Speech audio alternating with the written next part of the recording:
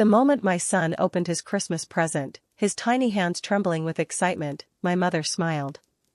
But when he pulled off the wrapping paper and found nothing inside, she laughed. The sound of it, light, almost musical, sent a wave of cold fury down my spine. My 6-year-old son, Ethan, stood motionless, his small fingers still gripping the empty box as if he had somehow missed the real gift hidden inside. His brown eyes, filled with innocence and hope just seconds ago, clouded over with confusion. Then, hurt. Then, something that shattered my heart into 1,000 pieces, shame. The room fell eerily silent. My siblings and their perfect little families shifted uncomfortably in their seats, their designer outfits shimmering under the chandelier's glow. My father, Charles Whitmore, swirled his scotch lazily in his glass, refusing to meet my gaze. My mother, Eleanor, tilted her head, an amused smirk dancing at the corners of her lips. "Oh, don't look at me like that, Lauren," she said lightly, her manicured fingers adjusting the pearl necklace resting against her cashmere sweater. "He doesn't need anything, does he? Besides, it builds character." A slow, creeping rage coiled inside me. Ethan blinked rapidly, his tiny frame trembling as he tried to fight back tears. My husband, Daniel, stiffened beside me, his jaw clenched so tightly I thought he might break a tooth. I felt my own hands curl into fists beneath the table, my nails digging into my palms hard enough to leave marks. It took every ounce of restraint in my body not to lunge across the table and wipe that smug expression off my mother's face. But instead, I did something far more dangerous. I smiled. Not a warm, forgiving smile. No, this was something sharper. Colder. A silent promise. "Thank you, Mother," I said, my voice smooth, almost serene. I stood slowly, pushing my chair back with deliberate care. The weight of my son's pain settled deep into my bones, grounding me in a way I hadn't felt before. I reached down, scooped Ethan into my arms, and pressed a kiss to his forehead. "Let's go, sweetheart." Michael followed without a word, his silence carrying the same dangerous edge as mine. The room remained frozen, a sea of guilt-ridden expressions and stunned whispers. My siblings, Olivia, Charlotte, Henry, all avoided eye contact. Somewhere in the distance, the grand piano continued playing soft holiday tunes, mockingly cheerful.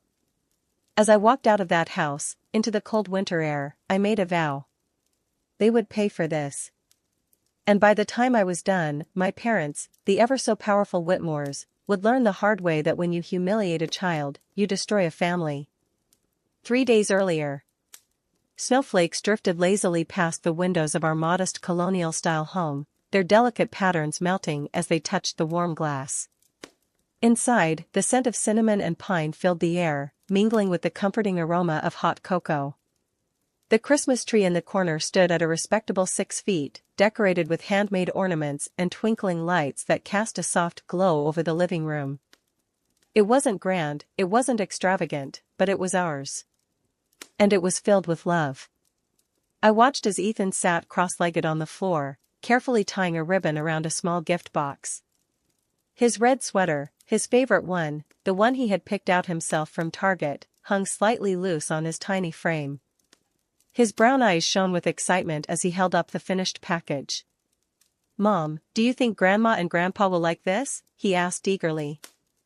I swallowed past the lump in my throat. Inside the box was a simple yet thoughtful gift, a handmade ornament he had painted in school, decorated with tiny gold stars. It wasn't expensive. It wasn't designer. But it was made with love. "Of course, sweetheart," I said, forcing a smile. "They'll love it." Would they? I wasn't so sure anymore. A shadow of doubt crossed Ethan's face. He hesitated, glancing toward the window, where the snow continued to fall in soft silence. "Do we have to go?" My heart clenched. For the past few months, he had been asking this question more and more. At first, I thought it was just the usual reluctance of a child not wanting to sit through an evening of boring adult conversation. But then, I started noticing things. The way my mother barely acknowledged him when we visited. The way my father only spoke to him in curt, indifferent tones. The way my siblings' children received expensive gifts, extravagant praise, and boundless affection, while Ethan got polite nods, if anything at all. At 6 years old, my son had begun to understand something no child should ever have to learn. That he was unwanted. I knelt beside him, cupping his small face in my hands. I know it's not always fun, but Christmas is about family, Ethan. And no matter what happens, Dad and I will always be there for you, okay? He nodded slowly, but the spark of excitement in his eyes had dimmed. Behind me, I heard footsteps. Daniel walked into the room, adjusting the cuffs of his navy sweater, his expression unreadable. I knew that look well. He had overheard. And he wasn't happy. We don't have to go, Lauren. His voice was low, careful. Not if it's going to hurt him. I wished it were that simple. You know how they are, I murmured. Skipping Christmas Eve dinner would only make things worse. Worse for who? I didn't say it, but we both knew the answer. For years, I had tried to keep the peace. I had swallowed their passive-aggressive remarks, endured their dismissive glances, ignored the way they looked down on my marriage, on my husband. Because, despite everything, they were still my parents. And a small, foolish part of me still held on to the hope that maybe, just maybe, one day they would change. But after this Christmas, I would finally understand. People like my parents don't change. They only break. The Whitmore estate was exactly as I remembered, grand, imposing, and utterly lifeless. The towering Victorian mansion stood like a frozen relic against the snowy landscape, its white stone walls pristine, its iron gate gleaming under the soft glow of lanterns. The moment we pulled into the driveway, I felt the weight settle on my chest. A luxury SUV was already parked in front, Olivia's, of course. My older sister had arrived early, as she always did, eager to bask in my mother's approval. From inside, I could hear the faint hum of classical music, the clinking of crystal glasses, the distant laughter of children. Ethan fidgeted in his seat, his small fingers twisting the hem of his sweater. "Are you sure Santa comes to Grandma and Grandpa's house?" he asked hesitantly. Daniel reached over, giving his shoulder a reassuring squeeze. "Santa goes wherever you are, buddy. And no matter what happens tonight, you have us. That's all that matters." Ethan nodded, but I could see the doubt lingering in his eyes. Taking a deep breath, I stepped out of the car, adjusting my coat against the biting wind. Daniel helped Ethan out, ruffling his hair as they followed me up the grand stone steps. I hesitated for just a moment, my fingers hovering over the door handle. Then, with a steadying breath, I pushed open the heavy wooden door. Warm air enveloped us instantly, carrying the scents of roast turkey, cinnamon, and freshly baked bread. The grand foyer was as breathtaking as ever, the marble floors gleamed under the chandelier's glow, the walls adorned with paintings of ancestors who had built their fortune long before I was even born. At the center of it all stood the crown jewel of my mother's holiday decor, her 12-foot Christmas tree, decorated with Swarovski crystals and gold-trimmed ribbons, standing in perfect contrast to the warmth and simplicity of the tree in our own home. "Jenny, you finally made it," my mother's voice cut through the air, smooth and practiced, as if she were greeting a business associate rather than her own daughter. She emerged from the living room in a pristine white cashmere sweater, pearls glinting at her throat, her expression unreadable. She barely spared a glance at Ethan, offering only a fleeting brush of lips against my cheek before stepping back. "You're late." "Traffic," I lied. Her eyes flickered to Daniel. She didn't even greet him. Not that it surprised me. From the living room, the excited voices of my nieces and nephews rang out. Under the grand Christmas tree, a mountain of presents lay scattered, their colorful ribbons glinting in the soft light. Olivia's twins were already playing with the latest gaming console, Charlotte's daughter sat curled up with a brand new tablet, and Henry's son was gleefully unwrapping what looked like a premium sports gear set. Ethan took a small step closer to me.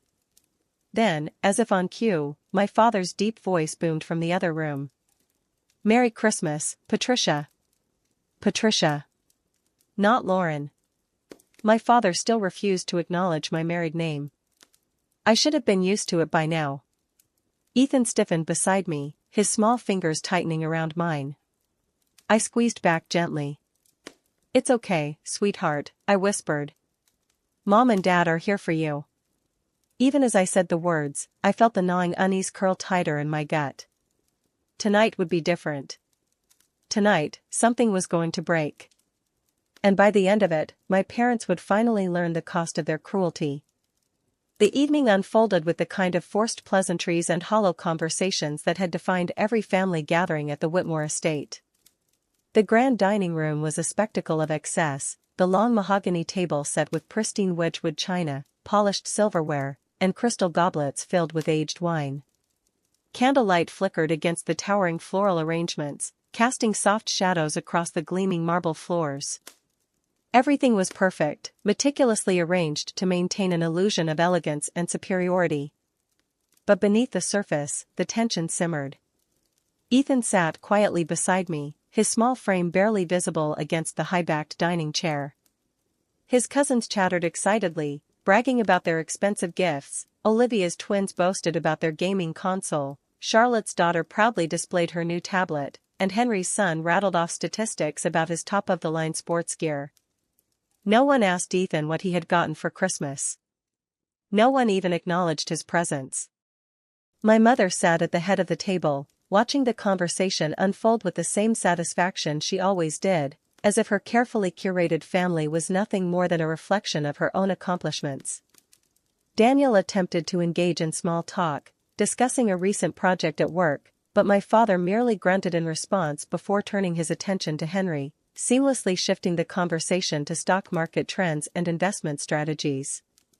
It was deliberate, calculated. Daniel might as well have been invisible. I clenched my jaw, my grip tightening around my fork. Ethan, ever observant, noticed. His small fingers curled into his lap, his eyes flickering between his father and grandfather, confusion evident in his expression. The air was thick with unspoken words, each polite exchange laced with condescension. When Ethan, in an innocent attempt to contribute, began telling a story about his school project, my mother lifted a perfectly manicured hand and cut him off mid-sentence. "Let's save the children's chatter for later," she said smoothly, turning back to Olivia's son, who had just begun explaining his latest achievement in competitive chess. Ethan's face fell, his cheeks flushing a deep crimson. I felt something inside me snap. But I swallowed it down. For now. As dinner drew to a close, my mother stood, signaling the beginning of the annual gift exchange. Servants carried in an array of beautifully wrapped presents, setting them beneath the massive Christmas tree in the next room. The grandchildren gathered eagerly, eyes sparkling with anticipation as my mother handed out the gifts. Olivia's children unwrapped brand-new gaming headsets and designer clothing. Charlotte's daughter received a high-end laptop, while Henry's son was given an advanced programming kit. Each child's delight was met with my mother's approving smile, her pride evident as she basked in their gratitude. Finally, she turned to Ethan, holding out a small box. He hesitated for a moment before taking it, his little hands trembling with excitement. He carefully peeled back the glossy wrapping paper, his breath hitching as he lifted the lid. And then, the excitement vanished. His fingers brushed against the bottom of the empty box, his expression shifting from anticipation to confusion. The room was silent. The warmth of the fireplace suddenly felt suffocating. And then my mother laughed. It was soft, almost amused, as if she found the entire situation endearing. "Oh, don't look so disappointed, darling," she said lightly. "He doesn't need anything, does he? Besides, it builds character." Ethan's lower lip trembled. His small fingers curled around the edge of the box as if searching for something, anything, that might have been overlooked. But there was nothing. The weight of humiliation settled over him, sinking into his small frame, crushing the innocent joy that had been there just moments before. A single tear slipped down his cheek, and my heart shattered into a million pieces. Daniel was the first to react. He pushed back his chair, the leg scraping against the polished floor, the sharp sound cutting through the silence. His hands were clenched at his sides, his breathing heavy, controlled only by sheer willpower. I could feel the anger radiating from him, thick and unrelenting. But before he could speak, I placed a hand on his arm. Not yet. I turned back to my mother, meeting her gaze with a calm so chilling it made her smirk falter. Slowly, deliberately, I rose from my seat. Without a word, I reached down and lifted Ethan into my arms, pressing a kiss to his temple. His tiny hands clung to me, his body shaking slightly as he buried his face into my shoulder. "Thank you, Mother," I said, my voice eerily steady. "You've given us exactly what we needed tonight." Her smirk returned, though there was a flicker of uncertainty in her eyes. "Oh, I'm sure I have." I smiled. But it wasn't warm. It wasn't kind. It was the quiet kind of smile that preceded a storm. I turned on my heel and walked toward the door, Daniel following closely behind, his silence carrying the same dangerous edge as mine. The room remained frozen, a sea of guilty expressions and whispered breaths. My siblings, Olivia, Charlotte, Henry, shifted in their seats, but none of them spoke. None of them stopped us. As I stepped outside, into the cold winter air, the snow fell in soft, delicate patterns around us. Ethan sniffled against my shoulder, his small body still trembling. Daniel opened the car door, his movements stiff, controlled. As I buckled Ethan into his seat, my son looked up at me, his voice barely above a whisper. Did I do something wrong? The question was a knife straight through my chest. I kept his face, brushing a tear from his cheek. No, sweetheart. You did nothing wrong. Then I looked at Daniel, at the way his jaw was set, at the unspoken fury in his eyes. I turned back toward the Whitmore estate, the grand, perfect mansion glowing behind us like a beacon of falsehood. No, Ethan had done nothing wrong. But my parents had. And they were going to pay. The next morning, the weight of the previous night still hung in the air like a storm cloud waiting to break. The house was eerily quiet except for the faint hum of the heater, the only sound punctuating the silence. I stood in the kitchen, hands wrapped around a steaming cup of coffee, staring out the window as the early morning sun reflected off the untouched snow in our backyard. The night before had played on repeat in my mind, Ethan's crushed expression, my mother's mocking laughter, the suffocating silence that followed. A small shuffle of feet behind me broke my thoughts. Ethan stood in the doorway, his red sweater slightly askew, his eyes still carrying the remnants of last night's pain. Without a word, he climbed onto one of the kitchen stools, resting his chin on the counter. My heart clenched. "Did Santa still come?" he asked softly, his voice fragile, uncertain. Daniel, who had just stepped in, placed a gentle hand on his back. "Santa always comes, buddy." Ethan nodded but said nothing. The damage had already been done. The buzzing of my phone shattered the quiet. I reached for it, and the moment I saw the name on the screen, my stomach twisted. Olivia. I hesitated for only a second before answering. "This is unacceptable," she said the second I picked up. Her voice was tight, controlled, but I could hear the undercurrent of anger beneath it. "I'm so sorry, Lauren. I should have said something last night." "I should have." "You didn't," I cut in, my tone sharper than I intended. "None of you did." A pause. Then a sigh. "We were shocked. We didn't expect." I laughed, the sound bitter. "Didn't expect what?" "That she would humiliate my son? That she would take things that far?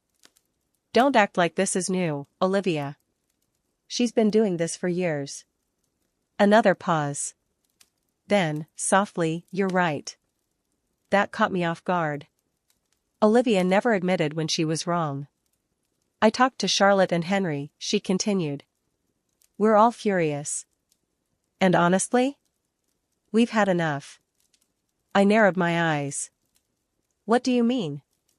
"I mean, we're done," she said, voice firm now. "We talked this morning, and we're cutting them off. Completely." A beat of silence passed. Then another. I leaned against the counter, gripping the phone tighter. "Explain."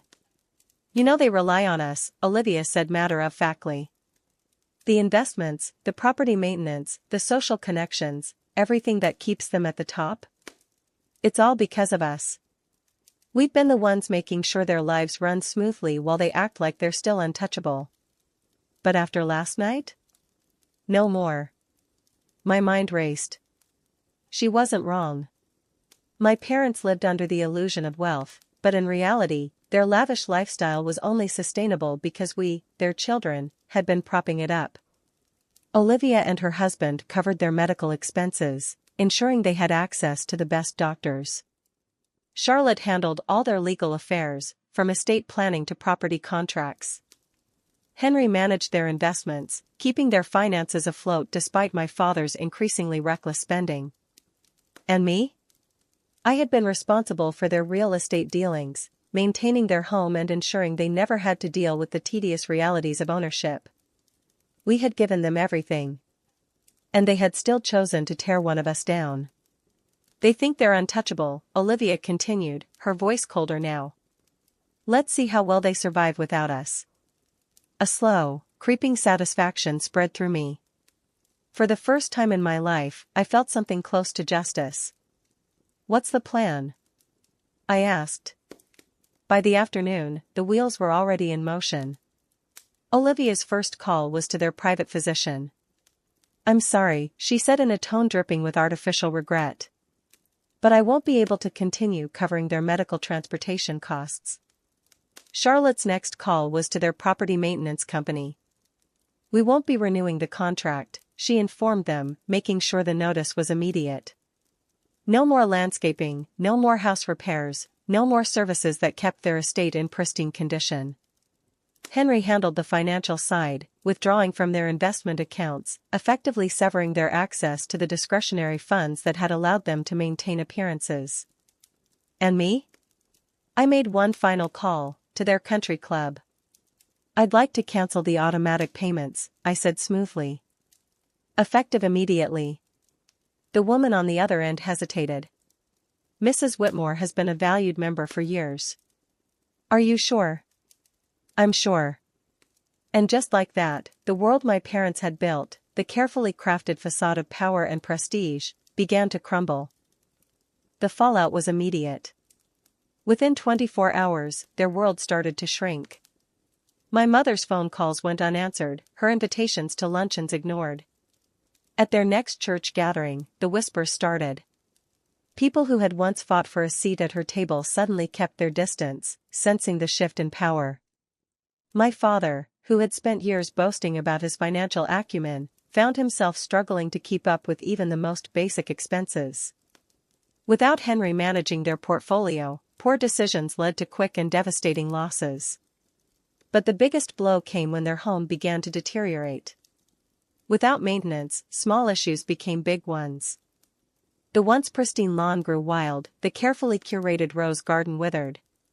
The heating system failed during one of the coldest weeks of winter, and for the first time in decades, my mother had to make calls to contractors herself, calls that were now met with indifference rather than urgency. They had always believed they were above consequences. That no matter how they treated us, we would always be there to support them. They were wrong. And soon, they would feel the full weight of what it meant to be abandoned. Winter had never felt so cruel inside the Whitmore estate. The once pristine mansion now bore the unmistakable signs of neglect, cracks creeping along the marble floors, dust settling in corners where no housekeeper had been to clean, and worst of all, a cold that seeped into the very bones of the house. Without the usual maintenance, the grand estate was no longer the shining beacon of old money and power. It was just another house, stripped of its illusion of invincibility. For the first time in their lives, Charles and Eleanor Whitmore were struggling. Their appointments at Greenwich Hospital had been cancelled. Without Olivia's funding, their VIP status had disappeared overnight. No more personal calls from doctors, no more priority treatments. My mother, who had once prided herself on getting same-day access to specialists that others waited months for, now sat in a crowded waiting room, clutching her designer purse as though it held the last remnants of her dignity. My father, always so composed, had received his first ever declined transaction at the country club, the membership fees suddenly overdue now that Henry had pulled their discretionary funds. The whispers had begun. They had spent decades crafting a life of prestige, carefully curating every detail to maintain their standing. But without the financial and social support of their children, their kingdom was crumbling. The Christmas invitations stopped coming. The friends who once flocked to them at charity galas now barely acknowledged them in public. My mother had tried to salvage the damage, attempting to host one of her infamous luncheons, only to be met with polite refusals and thinly veiled excuses. People could smell desperation. And nothing was more pathetic in their world than a Whitmore who had lost control. And then, just 2 weeks after Christmas, they came to me. It was early morning when the knock echoed through my home. The sound was foreign, unexpected. I wasn't used to visitors, especially not ones like them. I opened the door to find my parents standing there, stripped of their usual armor. My mother's hair, always perfectly styled, was slightly out of place, the first sign of her unraveling. My father's expensive cashmere coat looked worn, as though he had been wearing it far more frequently than before. But it was their eyes that caught me off guard, tired, weary, and for the first time, uncertain. "Lauren," my father started, his voice measured, cautious. "We need to talk." I didn't step aside immediately. For so long, they had expected me to come to them. They had expected that no matter what they did, I would always return, always seek their approval. Now, they were here, at my doorstep, looking at me as though I was their last hope. "Come in," I said finally, my tone giving nothing away. They stepped inside, my father scanning the room as if seeing my home for the first time, as if realizing that despite not having their wealth, I had built something real. Daniel sat at the dining table, watching them with unreadable eyes. Ethan was upstairs, still asleep, unaware that the very people who had humiliated him were now standing in our living room. My mother cleared her throat, clearly uncomfortable. "Lauren, we've had a difficult few weeks." I said nothing. "We've run into some challenges," my father continued, and for the first time, I saw it, the hesitation, the fragility beneath his usually unshakable demeanor. The great Charles Whitmore, struggling to admit weakness. "Challenges?" I echoed, arching an eyebrow. "You mean the hospital appointments you can't get? The country club membership you can't afford? The house falling apart without someone to maintain it?" My mother flinched, just barely. "It's not just that," she murmured, her voice quieter now. "People are talking." Ah. There it was. It wasn't just about the money, or the inconvenience. It was about the loss of status. "You mean your friends have abandoned you?" I tilted my head, my voice carefully neutral. "Now that you're no longer the Queen of Greenwich Society?" Silence. "Lauren, we know we've made mistakes," my father finally said, his tone heavier than before. "We? Mistakes?" The word came out sharper than I intended. I took a step forward, folding my arms. "You humiliated my son. On Christmas. You deliberately singled out a 6-year-old to make a point. And now that the consequences are hitting you, now you want to talk?" My mother's lips parted slightly, as if she had been expecting something different, as if she thought I would immediately soften, that I would fall back into the role of the daughter who always sought their approval. But I didn't. I saw the flicker of something on my father's face then, not just guilt, but regret. Real, painful regret. "We were wrong," he said, and this time, his voice wasn't measured or rehearsed. It was raw. We let our pride blind us to what truly mattered. My mother remained silent. Her fingers clutched the hem of her coat, a gesture that, in anyone else, would have been a sign of vulnerability. But in her? It was a sign of struggle. "We built our lives around status," my father continued. "And we forgot that none of it meant anything if we lost our family." A long silence stretched between us. Then, from the stairs, a small voice. "Grandma?" We all turned. Ethan stood at the top of the staircase, his little hands gripping the railing, his eyes still heavy with sleep. He had clearly woken up midway through the conversation, and I wondered how much he had heard. My mother stiffened. Her entire body tensed, as if she had been caught off guard. Then Ethan asked the question that shattered everything. "Why don't you like me?" The room turned to ice. My mother's breath hitched. For the first time, true, genuine pain crossed her face. Not the kind put on for show, not the kind meant to manipulate, but real, deep-rooted pain. Her voice broke. "I don't deserve your forgiveness, Ethan." My son tilted his head, considering this. Then, in the simple, unburdened way that only children could, he stepped down the stairs and walked toward her. "It's okay," he said softly. "I have my red sweater. If you're cold, I can let you borrow it."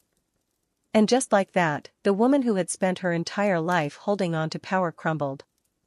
Tears slipped past the carefully crafted walls she had built around herself, streaking down her face, smudging the perfect makeup she always wore like armor.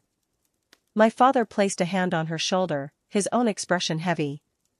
"Would you give us a chance?" my father asked, his voice unsteady. I looked at Daniel, who simply nodded, trusting me to make the decision. I turned back to them. "If you want a second chance," I said, my voice steady, "there will be conditions. Because this time it wouldn't be on their terms. It would be on mine." For the first time in their lives, my parents weren't the ones dictating the rules. The power dynamic had shifted, and they knew it. My mother, who had spent years wielding control like a finely honed blade, sat frozen, her carefully curated composure slipping with each passing second. My father, once the untouchable patriarch of the Whitmore family, merely nodded, his silence a quiet admission of defeat. "Conditions?" my mother finally asked, her voice hoarse, as if the very act of speaking those words burned her throat. I leaned against the dining table, arms crossed, studying them. "Yes. If you truly want to be part of this family again, you don't just get to waltz back in when it's convenient for you. Things will be different."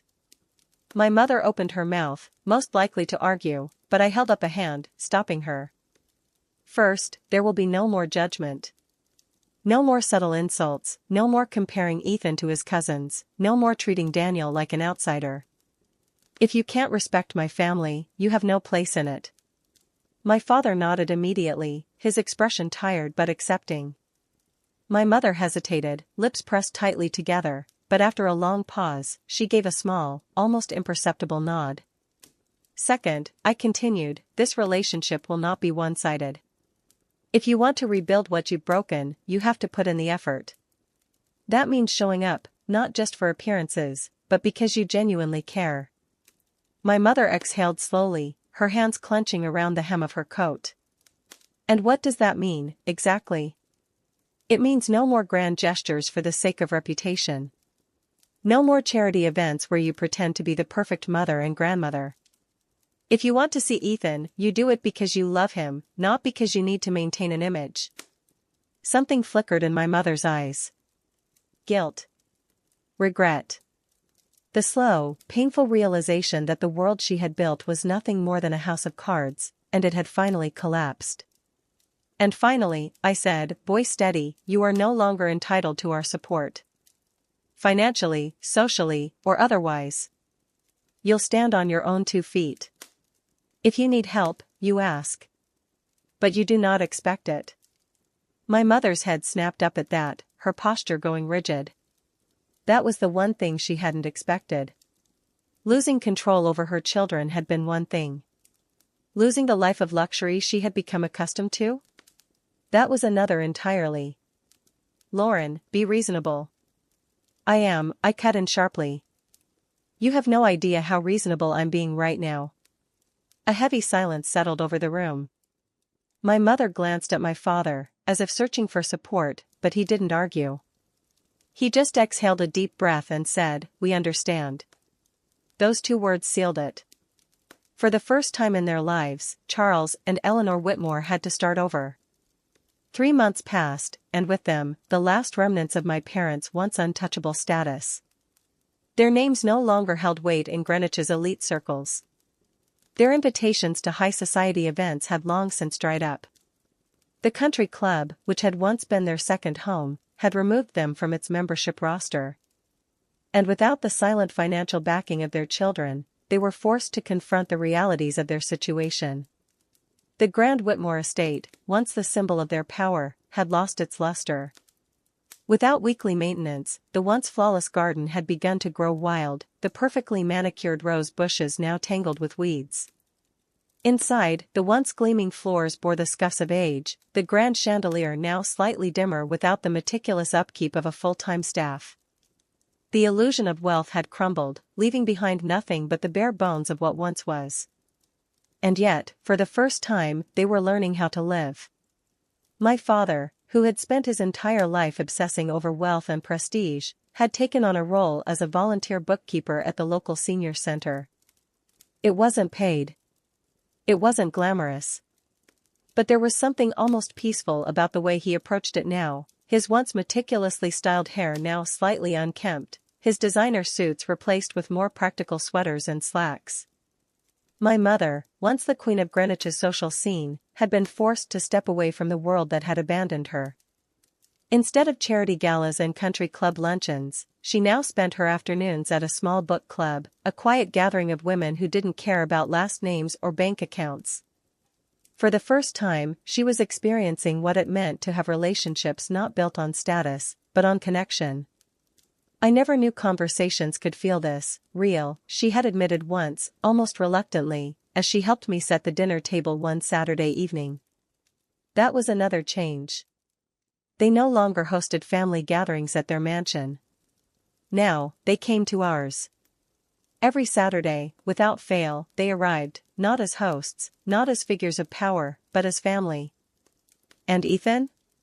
He had begun to smile around them again. "Grandpa, did you see my game?" he asked excitedly one evening after his Little League practice, running up to my father with all the enthusiasm he had once reserved only for Daniel and me. My father, the same man who had once dismissed Ethan's very existence, knelt down, ruffling his hair. "Of course I did, champ. You were incredible out there." "And my mother?" She had started helping him with his homework, sitting beside him at the kitchen table, patiently working through math problems in a way that was so foreign, so different from the woman she had once been, that sometimes I wondered if this was the same person who had humiliated my son on Christmas Eve. Maybe she had changed. Or maybe she had simply learned what truly mattered.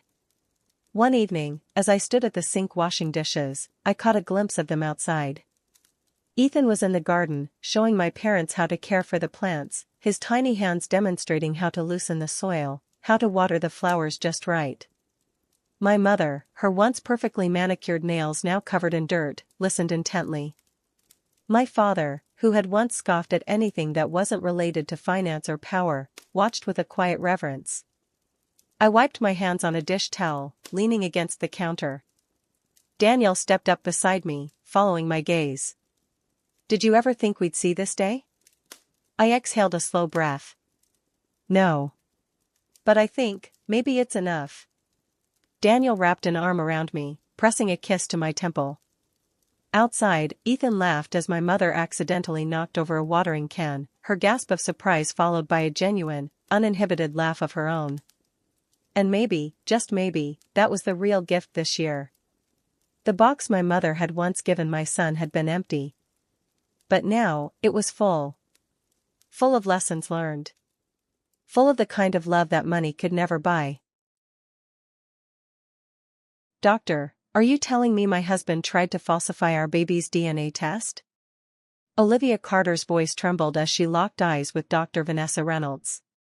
The sterile white walls of the hospital office seemed to close in around her, the fluorescent lights casting an unforgiving glow over the documents laid out on the desk. Her fingers tightened around the armrest of her chair, knuckles whitening as her breath grew shallow. Dr. Reynolds exhaled slowly, her expression unreadable. "Olivia. I've known you for years. I was there through every injection, every failed round of IVF, every tear you shed in this very hospital. I need you to listen to me carefully." She tapped her manicured nails against the paper in front of her, the crisp rustling of the document filling the thick silence. "The test results were tampered with. Someone accessed the lab system, altered the data, and tried to make it look like the child you just gave birth to wasn't yours. The words slammed into Olivia like a physical blow. Her vision blurred, a wave of nausea rising in her throat. No. That's impossible. She clutched her baby boy closer to her chest, his tiny form warm against her. He stirred slightly, his little fingers curling instinctively around the fabric of her blouse. This child, this precious life she had fought so hard to bring into the world, how could anyone, let alone Ethan, try to erase him? Dr. Reynolds' voice was calm, but there was a cold fury beneath it. Olivia, someone went to great lengths to do this. And based on the evidence we've gathered, that someone was your husband. The room spun. Olivia sucked in a sharp breath, struggling to process what she had just heard. Ethan? The same man who had held her hand through every painful procedure, who had whispered reassurances into her ear on nights she thought she would never become a mother. The man who had painted murals in their nursery, carefully selecting pastel colors to suit their unborn child? No. This has to be a mistake. She tried to convince herself, but the look in Dr. Reynolds' eyes told her otherwise. The doctor leaned forward slightly, lowering her voice. I need you to stay calm. I know this is overwhelming, but we are dealing with something serious here. This isn't just a matter of trust, Olivia. This is fraud. A crime.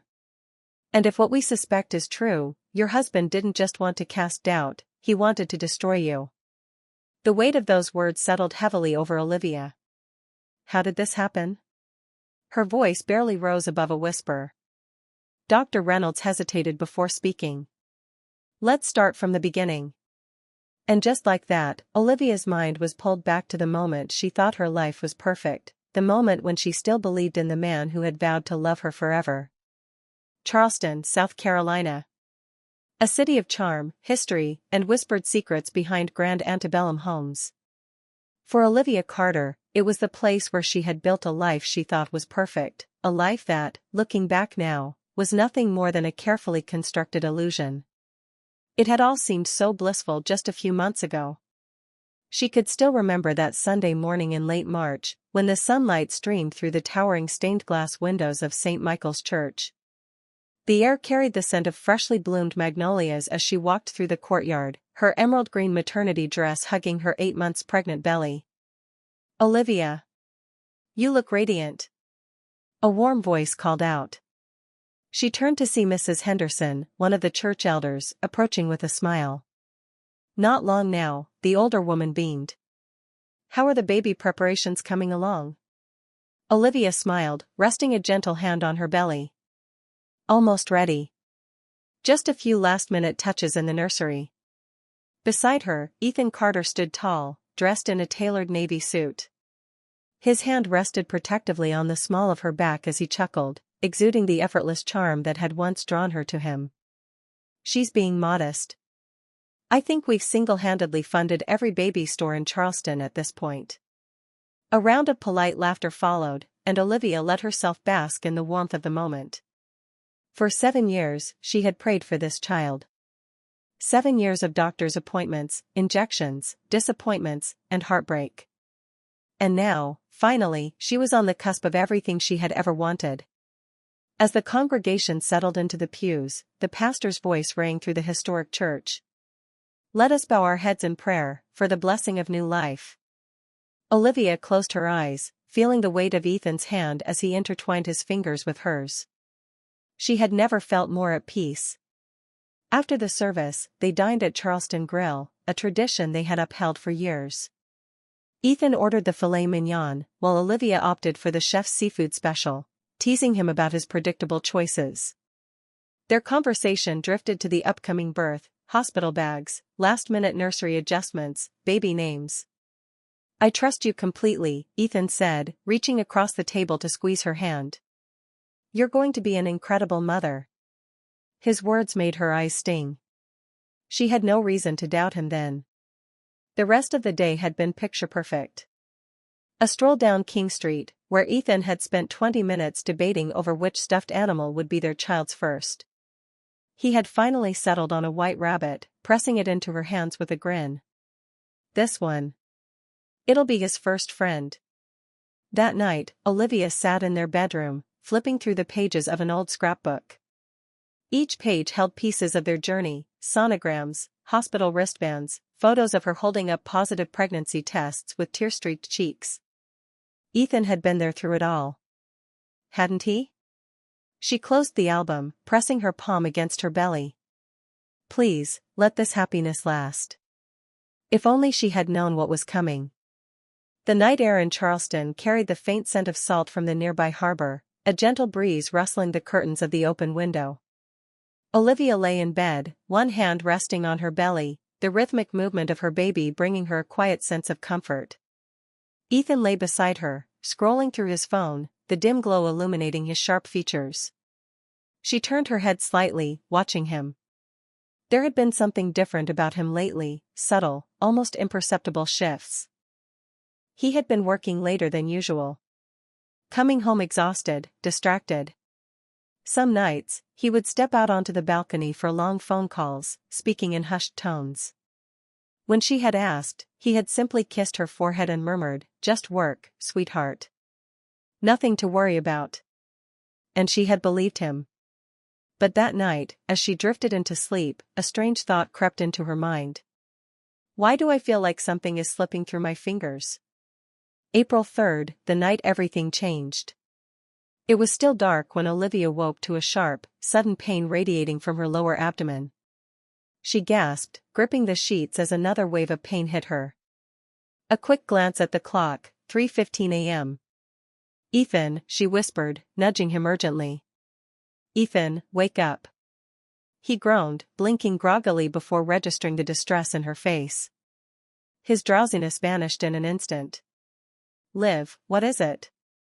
I think it's time." Within minutes, Ethan was fully dressed, grabbing the hospital bag they had packed days ago. His movements were smooth, efficient, as if he had rehearsed this moment in his mind 100 times. The drive to Charleston Memorial Hospital was eerily quiet. The city, usually buzzing with tourists and nightlife, lay still under the moon's glow. Ethan's hands gripped the steering wheel tightly, his jaw clenched.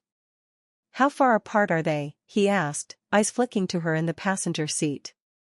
5 minutes, Olivia breathed, inhaling through the pain. "It's happening fast." "You're doing great," he reassured her, though his voice lacked warmth. She wanted to believe him. As they pulled up to the hospital entrance, nurses rushed to her side, helping her into a wheelchair. Dr. Vanessa Reynolds was already waiting for them, a familiar presence in a moment of overwhelming intensity.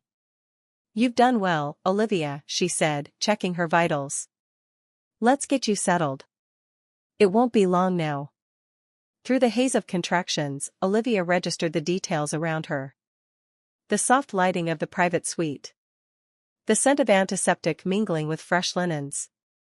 The rhythmic beeping of monitors tracking both her and the baby's vitals. Ethan stood by the window, hands in his pockets, staring out at the Charleston skyline. She barely had time to process the unease creeping up her spine before another contraction hit, tearing through her. "Focus, Olivia. You're about to meet your son." The hours blurred together, an exhausting cycle of pain and breathing, encouragement and determination. Margaret, her mother, arrived at dawn, placing a bundle of prayer cards from the church into Olivia's trembling hands. "Everyone's praying for you, sweetheart," Margaret whispered, squeezing her daughter's hand. Olivia could only nod, her body too tired for words. By mid-morning, it was time. Ethan held her hand, tightly, almost painfully, as Dr. Reynolds gave the final command. "One more push, Olivia. You're almost there." With a final cry of effort, the pressure released, and then a baby's wail filled the room.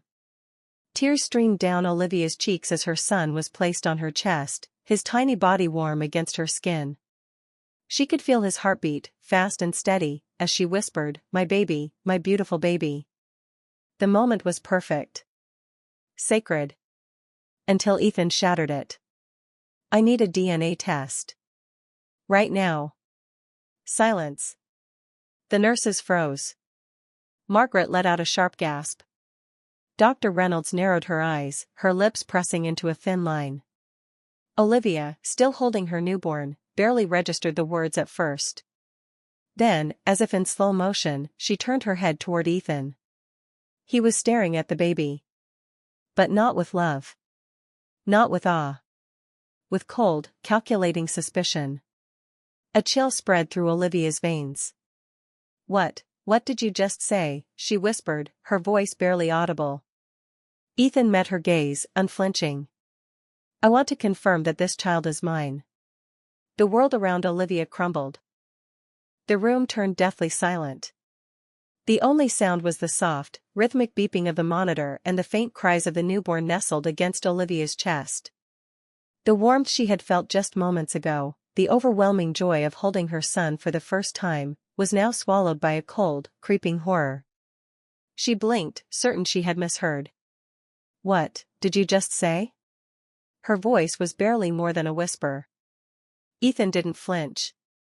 His expression was unreadable, his eyes locked onto the tiny infant in her arms. "I want a DNA test. I need to confirm that this child is mine." The words landed like a slap. Olivia's breath caught in her throat, her fingers instinctively tightening around her baby. Margaret, standing beside the bed, let out a sharp, incredulous gasp. "Ethan, have you lost your damn mind?" Her voice trembled with rage. "You're questioning your own child? After everything Olivia has been through?" Ethan didn't acknowledge her. He didn't move. He just stood there, eerily calm, waiting. Dr. Reynolds stepped forward, her professional demeanor barely concealing the ice in her voice. "Mr. Carter, I understand that emotions run high after childbirth, but this is neither the time nor the place for this discussion." Olivia turned back to Ethan, searching his face for something, anything, that could explain this. A misunderstanding. A cruel joke. Some kind of stress-induced paranoia. But there was nothing. The man who had once kissed away her tears after every failed pregnancy test, who had painted the nursery walls by hand, who had promised her they would finally be a family, was now looking at her as if she were a stranger. Her lips parted, but no words came. Ethan exhaled through his nose, slow and deliberate. "I'm not asking," he said quietly. "I'm demanding it." The betrayal sank into Olivia's bones, heavy and suffocating. She could feel her mother's hand gripping her shoulder, steadying her, but it did little to stop the tremors racking through her body. The baby, sensing the tension, whimpered softly, his tiny face scrunching up in discomfort. Olivia instinctively rocked him, her protective instincts roaring to life. Her voice shook, but her words were steady. She swallowed hard, her throat burning. "You're accusing me of something, aren't you?" Ethan didn't answer. He didn't have to. The realization hit her like ice water. He wasn't just asking for a test. He wasn't just doubting. He had already made up his mind. The weight of the moment pressed down on her chest. This wasn't some impulsive request. This had been planned. Her mind raced, grasping for anything that could explain why, after 7 years of heartbreak, after watching her body break down under the strain of fertility treatments, after finally getting the miracle they had prayed for, he would look at their son and see a question mark instead of a blessing. Unless, he wanted to see something else. Her stomach twisted. Dr. Reynolds, still holding the lab chart in her hands, exhaled sharply. "Fine. If that's what you want, we'll run the test. But Olivia and the baby need rest. You'll get your results when they're ready, not a second before." For the first time, Ethan's jaw tightened, his fingers flexing at his sides. A flicker of something, annoyance? Frustration, passed through his expression, but he quickly masked it. "Of course," he said smoothly, slipping his hands into his pockets. "I'll wait." Without another word, he turned and walked out of the room. As soon as the door clicked shut, Olivia's composure shattered. A sob clawed its way up her throat, but she bit it back, holding her baby closer as if she could shield him from whatever storm was brewing outside these hospital walls. Margaret knelt beside her, cupping her face with gentle hands. "Sweetheart, listen to me," she whispered fiercely. "I don't know what's going on, but I will get to the bottom of this." Dr. Reynolds placed a hand on Olivia's shoulder. "We'll take care of the test." "But Olivia, something about this isn't right." Olivia knew that. She just didn't know how wrong it truly was. The sterile white walls of the hospital room felt colder now, the warmth that had once filled the space replaced by a suffocating sense of unease. Olivia clutched her newborn son to her chest, pressing her lips against his soft forehead. He had only been in this world for a few hours, and already, he was at the center of something sinister.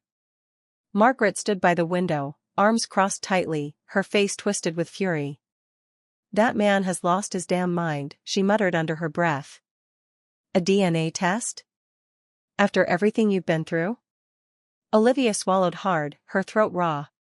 She could still hear Ethan's voice in her head, cold and unwavering. "I need to confirm that this child is mine." None of it made sense.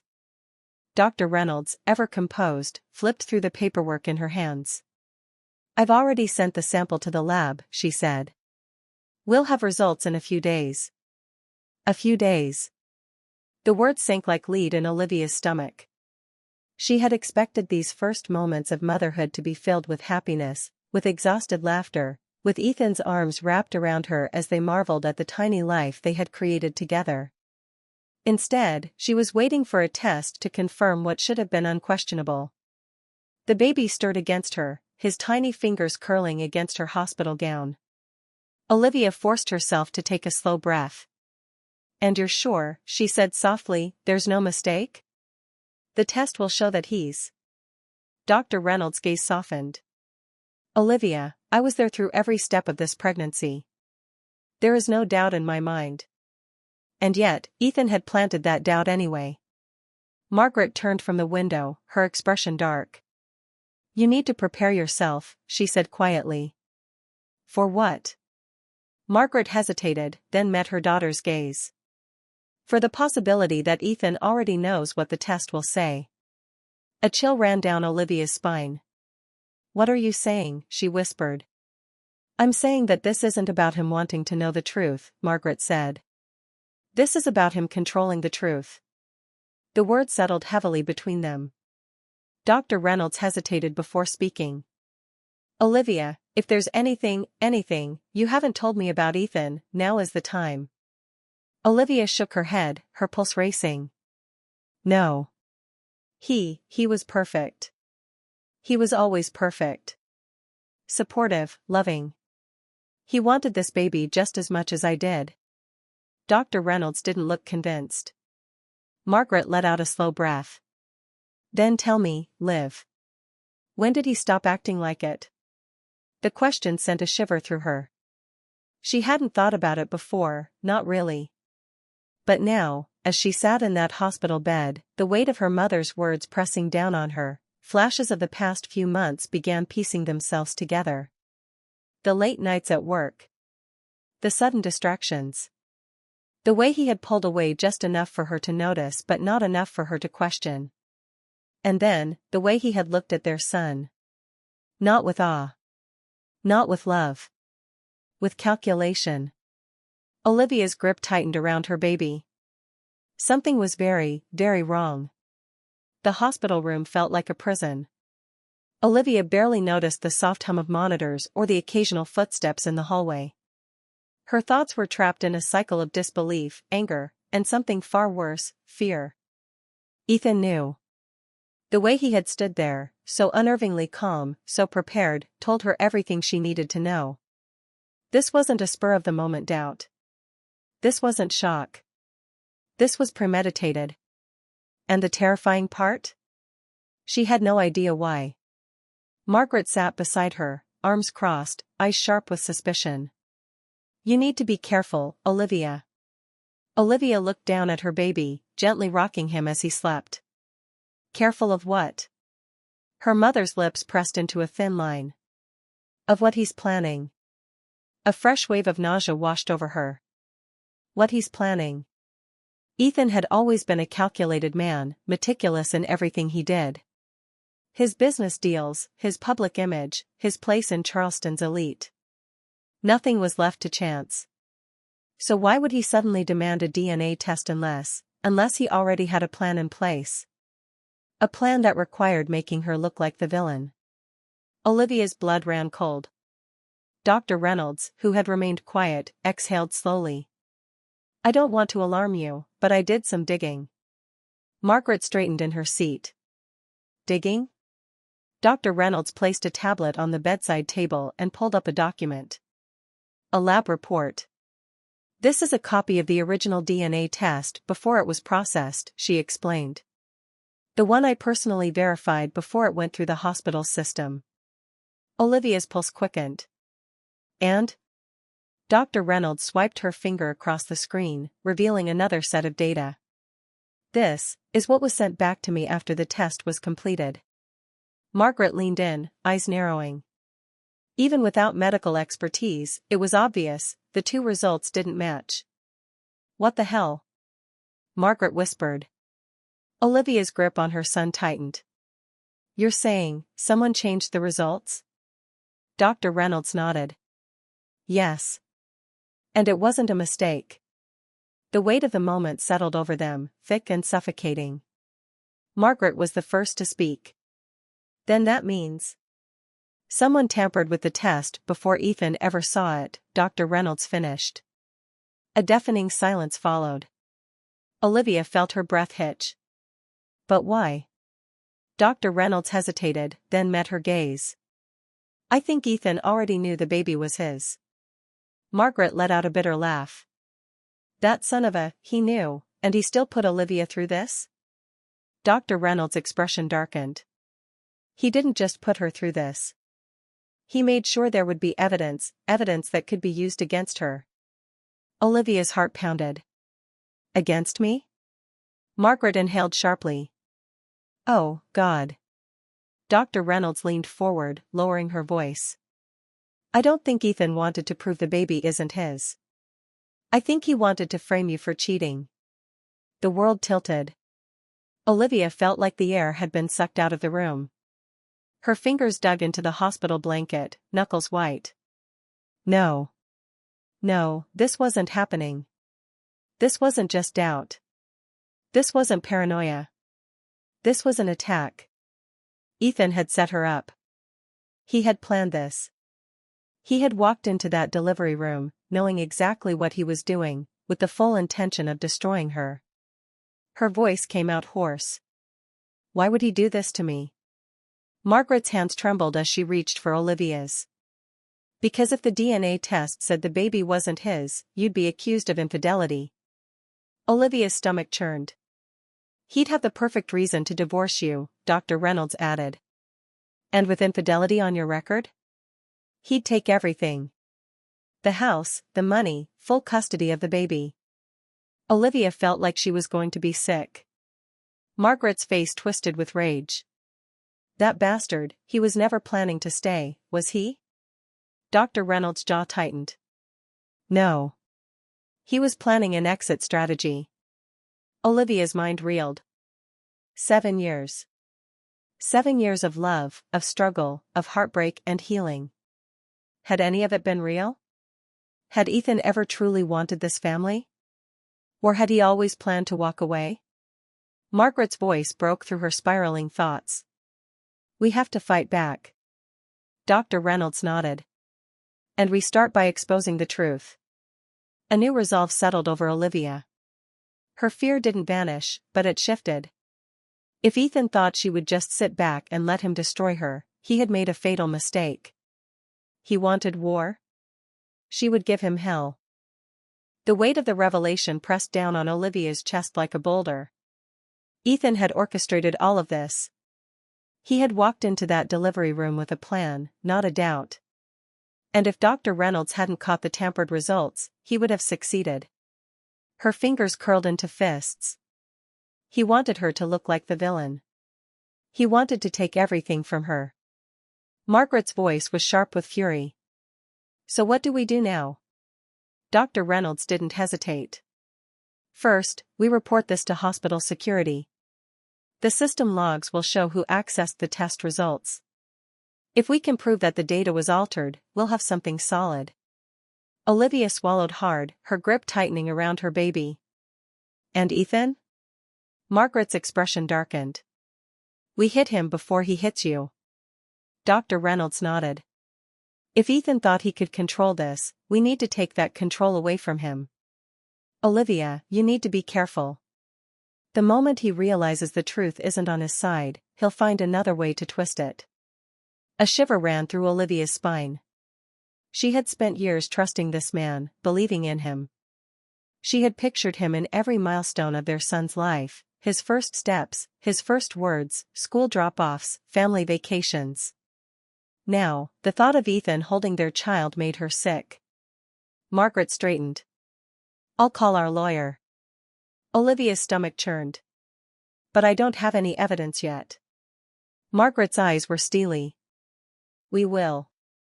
Dr. Reynolds tapped her tablet, pulling up the system logs. I'll start here. If someone accessed these results, there will be a digital footprint. Margaret turned back to Olivia, her voice firm. And you need to act like you don't know anything.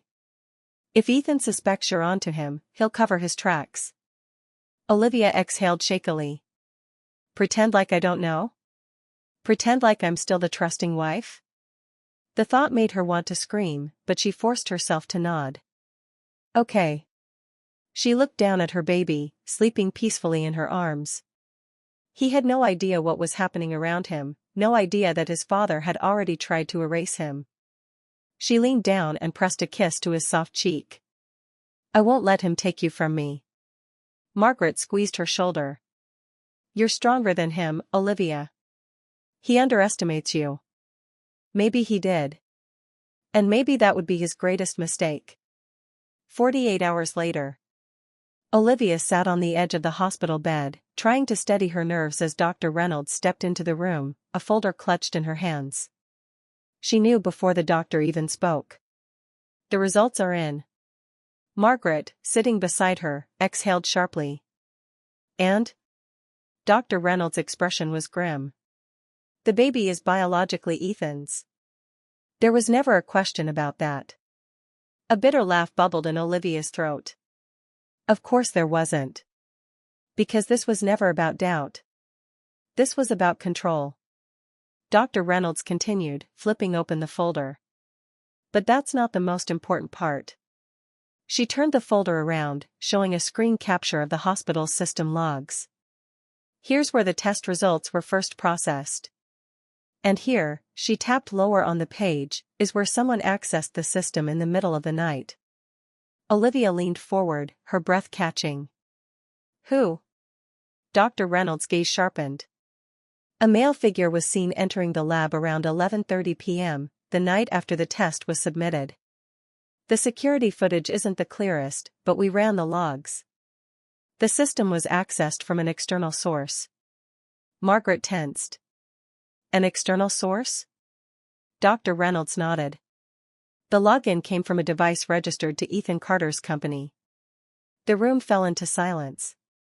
Olivia felt her pulse pounding in her ears. So, he didn't just want the results changed. He personally made sure it happened. Dr. Reynolds exhaled. We also have testimony from one of our lab technicians, Ryan Delgado. He reported that someone approached him 2 days before the test was processed, offering him $500,000 in cash to ensure a certain outcome. Margaret's jaw clenched. And let me guess, he refused? Dr. Reynolds nodded. And after that, he started receiving anonymous threats. Olivia gritted her teeth. Ethan wouldn't have stopped at threats. If Ryan had taken the money, he would have had leverage over him. But because he didn't. Margaret finished for her. Ethan had to break into the system himself. A cold, burning rage settled in Olivia's chest. This wasn't just betrayal. This was criminal. Dr. Reynolds met her gaze. Olivia, this isn't just a civil matter anymore. This is fraud, data manipulation, and attempted coercion. Margaret leaned forward. So what's our next move? Dr. Reynolds closed the folder. We call the police. Olivia's breath hitched. This was it. The moment everything would come crashing down for Ethan. A part of her, the part that had once loved him, wanted to hesitate. Wanted to believe there was another explanation, another way. But then she looked down at her son, innocent, vulnerable, and already targeted by his own father. No. She met Dr. Reynolds' gaze and nodded. Do it. Dr. Reynolds picked up the phone. The battle had begun. Ethan Carter sat in the cold, sterile interrogation room of Charleston Police Department, his polished demeanor still intact despite the circumstances. The fluorescent lights overhead cast harsh shadows across his face as he casually adjusted the cuffs of his tailored shirt. He didn't look worried. If anything, he looked annoyed. Detective Hannah Pierce watched him from across the stainless steel table, her fingers drumming lightly against the case file in front of her. She had interrogated dozens of high-profile men like him, corporate elites who thought their wealth made them untouchable. But Ethan Carter was different. He wasn't just arrogant. He was calculating. She leaned forward. Let's go over this again. Where were you between 11:30 p.m. and 12 a.m. the night after your son was born? Ethan exhaled sharply through his nose, feigning boredom. At home. Sleeping. Hannah raised an eyebrow and slowly slid a photograph across the table. It was a security camera still from Charleston Memorial Hospital, grainy, but unmistakable. A tall man in a dark suit, his posture stiff, his face partially obscured. She tilted her head. That's funny, because this looks a lot like you. For the first time, Ethan's expression shifted, just slightly, but enough for Hannah to catch it. He recovered quickly, offering a smooth, indifferent shrug. Coincidence. Lots of men wear suits. Hannah smiled, a slow, knowing smile. Sure. But not every man has access to the hospital's internal system. She pulled out another document, a digital log of unauthorized access. This, right here, traces back to a device registered to your company's server. Care to explain? Ethan's jaw tensed. He opened his mouth, but before he could formulate another lie, the door behind Hannah swung open. Another officer stepped inside, and behind him was Lauren Mitchell. Ethan stiffened. His lips barely parted as he muttered, "What the hell are you doing here?" Lauren didn't look at him. She was dressed sharply, but her usual confidence had been replaced with something else, resignation. She crossed her arms and turned to Hannah. I have something to say. Ethan's entire body went rigid. Hannah gestured to the chair beside him. Go ahead, Ms. Mitchell. Lauren sat down, finally meeting Ethan's eyes. For the first time since walking in, she spoke directly to him. I told them everything, Ethan. Silence. The color drained from his face. You, what? Lauren's voice was calm, but her hands trembled slightly as she spoke. I told them how you instructed me to contact Ryan Delgado. How you offered $500,000 to make sure the DNA test results were falsified. How you planned to make Olivia look like a cheater so you wouldn't have to pay her a dime when you divorced her. Ethan's fingers twitched, his control slipping. You're lying. Lauren let out a hollow laugh. Am I? Because last time I checked, I have all the emails. The ones where you told me exactly what to say to Ryan. The ones where you promised me a fresh start once all of this was over. She shook her head. I should have known better. But I won't go down for you, Ethan. Hannah leaned back in her chair, her smirk growing. Well. That's quite the confession. Ethan turned to Lauren, his voice dropping to a dangerous whisper. You don't know what you've just done. Lauren met his gaze, unflinching. I saved myself. Ethan exhaled sharply, his carefully constructed world crumbling around him. The evidence was overwhelming, the betrayal complete. Hannah closed the case file with a soft thud. Ethan Carter, you are under arrest for fraud, falsification of medical records, bribery, and obstruction of justice. 2 officers moved in, grabbing his arms and forcing him to his feet. He didn't fight, but his knuckles turned white as he clenched his fists. "You don't know who you're messing with," he hissed at Hannah. She smirked. "No, Carter. You don't." As the handcuffs clicked around his wrists, Ethan finally understood. He had lost. The cold steel of the handcuffs pressed against Ethan's wrists as the officers led him out of the interrogation room. His once perfect composure had cracked, the weight of reality sinking in. The hallway outside buzzed with activity, officers moving about, phones ringing, papers shuffling, but to Ethan, it all blurred into the background. His mind was spinning, calculating, looking for a way out. There had to be a way out. As they passed the observation window, he caught a glimpse of himself in the reflection. The powerful, untouchable businessman he had always been? Gone. In his place stood a man whose carefully laid plans had just collapsed. He was shoved into a holding room, the officers stepping away as Detective Hannah Pierce followed in after them.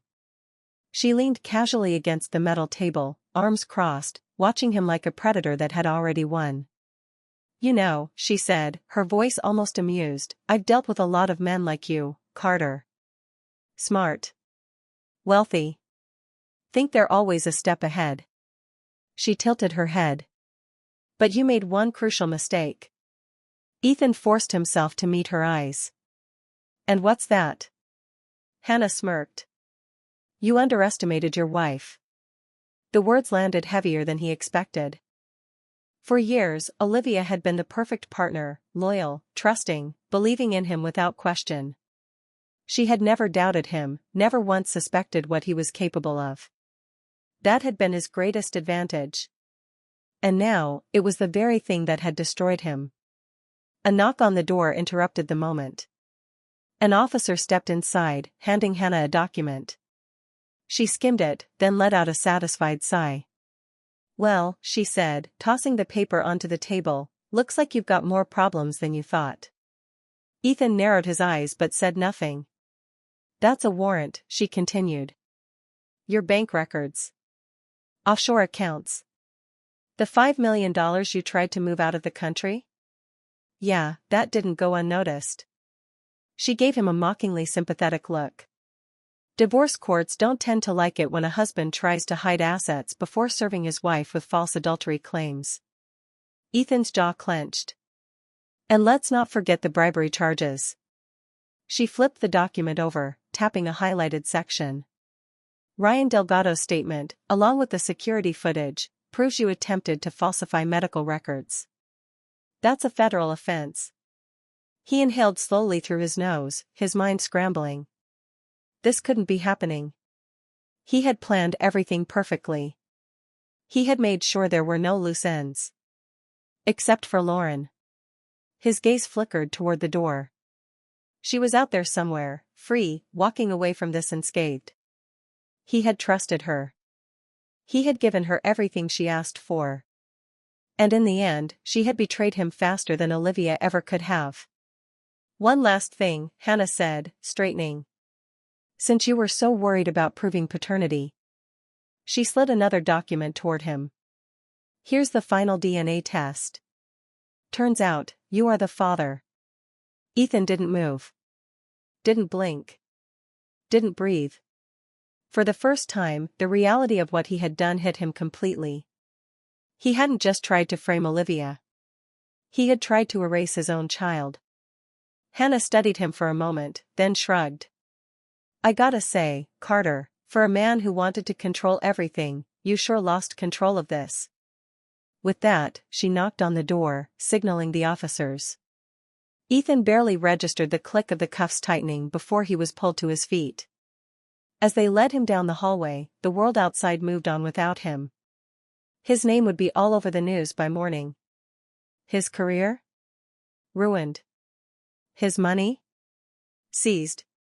His life? Destroyed. And for the first time in his life, Ethan Carter had no power.